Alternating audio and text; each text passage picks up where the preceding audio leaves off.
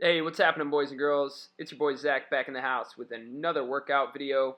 And you know what time it is. Did this workout on November 8th, 2016. It was a calves and arms day. I talked about this a couple videos ago, but the way I'm going to get in volume for my calves and my abs is actually doing either calves or abs before my upper body days. Pick 2 to 3 exercises, blast through the calves and abs the first 15 minutes of my workout, and then move on to the main workout of the day. Reason being, my calves have always been, a strong point of my body. I think ever since I've brought up more of my upper body, they've actually become sort of fine. They're okay. They're not huge, but they're not small. It's not team no calves, but it's not like, wow, your calves really stand out. So I need to continue to put work into my calves. It's really, really important to me that I keep my calf development balanced and also good size in just overall shape of the lower leg. And I also play basketball, as you guys know, and along with really, really good glute and overall leg strength, calf strength as well helps finish off the jump as you elevate. And one of my goals is to be able to dunk a basketball, and I am getting close. I'm able to grab the rim with both hands now, and I imagine with the perfect leap and a small ball, some sort of non-basketball, I would be able to dunk, which would be awesome. And that's part of my goal, is to not only look the part but be the part. It's not just about, oh wow, you look so good. What do? You obviously lift weights. It's also like, wow, you can actually use your body and you're aware of your body, and that's a big part of training in general, is bringing awareness to how your body moves and your limitations and what you need to work on to become better overall in your physical well-being.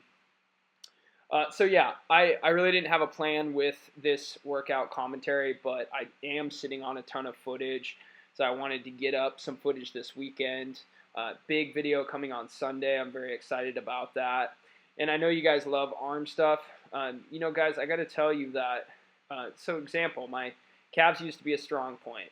Well, I'm convinced, and I mean, it's just proofs in the pudding, that ever since I haven't prioritized my calves, they've come back down to earth overall compared to the rest of my body.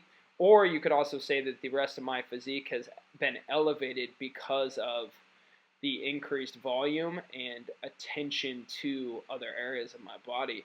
And one of them is my arms. I mean, by no means are my arms big, but I have developed them significantly over the last 6 months. First off, and I'll put myself at about a year. I've focused more on my arms than I ever used to, and it's made a drastic difference in my arm development overall.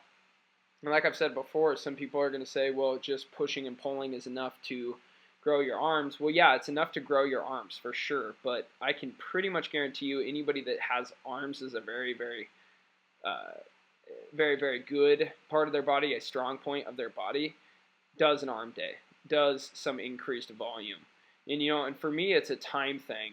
If I can split my stuff up a little bit more, I have more time and energy to devote to one area of my body. Maybe I'm just I'm very task oriented, and once I get focused on something, I want to continue to do that specific thing, and I'd rather not jump around, because then I feel like I lose my focus.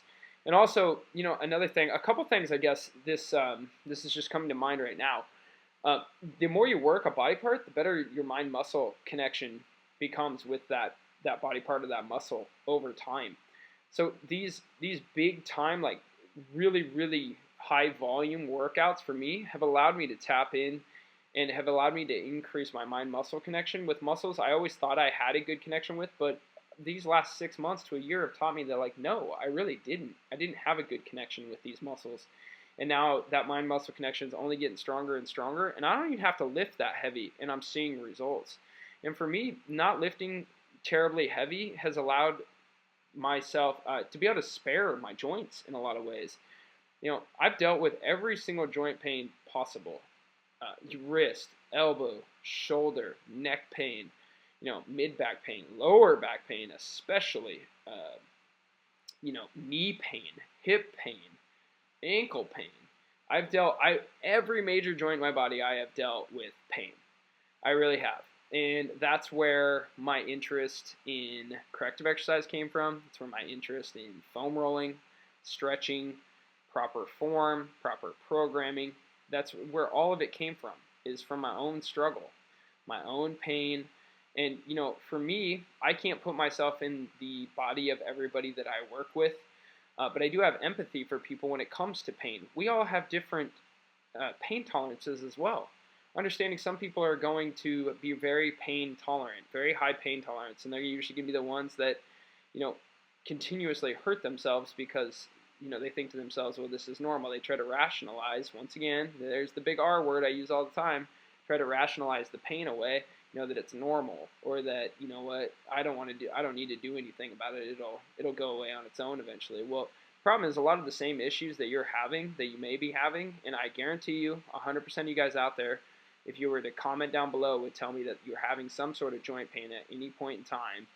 I guess the ultimate problem is you think it's going to go away, and it doesn't. It's going to continue to come back. Our bodies are very specific. Our brain is very specific. You've learned patterns over your whole lifetime that are causing pain and causing problems and causing overuse in some areas and underuse in other muscles being underutilized. That's just the way your brain works. It becomes very conditioned to using certain areas and not others. I also think to the same point, and this only doesn't apply. The only group it wouldn't apply to is very serious high level power lifters. But I think the bro split and really having this a little bit lower frequency but a lot of volume training, it teaches you, like, when you come back into the weight room again, like, you have to go with the flow. Sometimes the weights feel super light. I pick up these weights and I'm like, man, it feels super light. In those days, I'll try to do a little bit more quote-unquote strength training. I'll try to lift a little bit heavier. Other days, things feel heavy. And I'm like, you know what? Instead of being upset about that and questioning, my entire existence in the weight room and my life in general, I just decide to, on the fly, and this comes from experience, say, you know what? I'm going to do higher volume. I'm going to do a few different exercises I haven't done in a long time. I'm going to do pauses. I'm going to do holds. I'm going to do drop sets. I'm going to do supersets. It doesn't really matter. It's just about being able to adapt, because your body is never the same day in and day out. We're not robots, obviously, and for good reason. Some days, obviously, I'm sure we all wish that we could just work out like maniacs all day and not have to deal with pain or being tired or our job or our kids or our spouses or just every responsibility in life. But that's not the way it works. So you need to be able to adapt your workload in the gym to the stress you feel outside of the gym. So guys, I know that was a little bit too much rambling, or maybe kind of all over the place, but those are the thoughts I kind of had this morning thinking about this during the commentary. If you guys are enjoying the videos, please hit the like button. Also, don't forget to subscribe to the channel, guys. I would really, really appreciate that. So until next time, guys, I am out. Enjoy your weekend.